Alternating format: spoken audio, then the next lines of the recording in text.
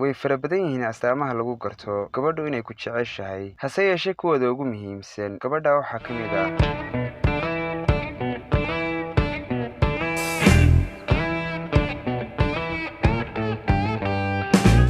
lambar 1 farxad ayaa wejigeeda laga dareemaa mar walba oo ay maqasho magacaaga ama ay muuqaalkaaga aragto. waxay kaloo barataa lana saaxiibtaa dhammaan asxaabtaada iyo qaraabadaada si ay mar walba ugala socoto xaaladaha aad ku sugan tahay. waxaad adigu jeceshahay ayay iyaduna jeclaataa oo dookhaaga ayaa noqda dookheeda. si walba oo aad u xumayso waa tii ku cafisa ka hor inta aanad adigu cafin ama aanad adigu ka raalli noqon.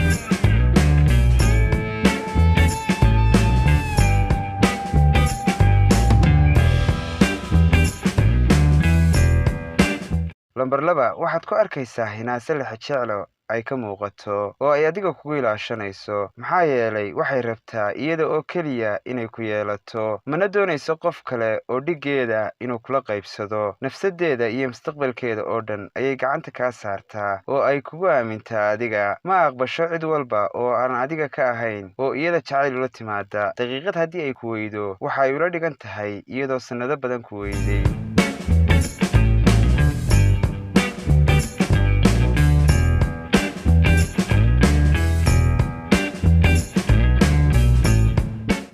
lambar 3 ma kala jecla inaad taajir tahay iyo inaad faqiir tahay, maxaa yeelay ujeeddadeeda ugu weyni ma aha qofka aad maanta tahay balse waa qofka aad berri noqon doonto.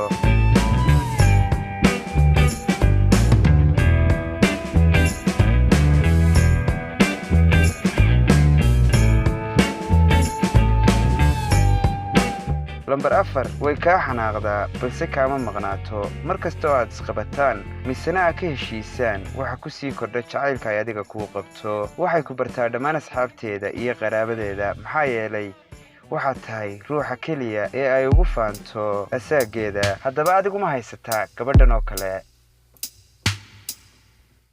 waa intaa muuqaalkeennu saaxiibayaal. ay hope inaad ka heli doontaan. haddii aad ka heshay muuqaalka like noo saar, waayo waxay noo tahay dhiirigelin. tan iyo muuqaalkeena xiga waxaan idinku dhaafay nabadgelyo.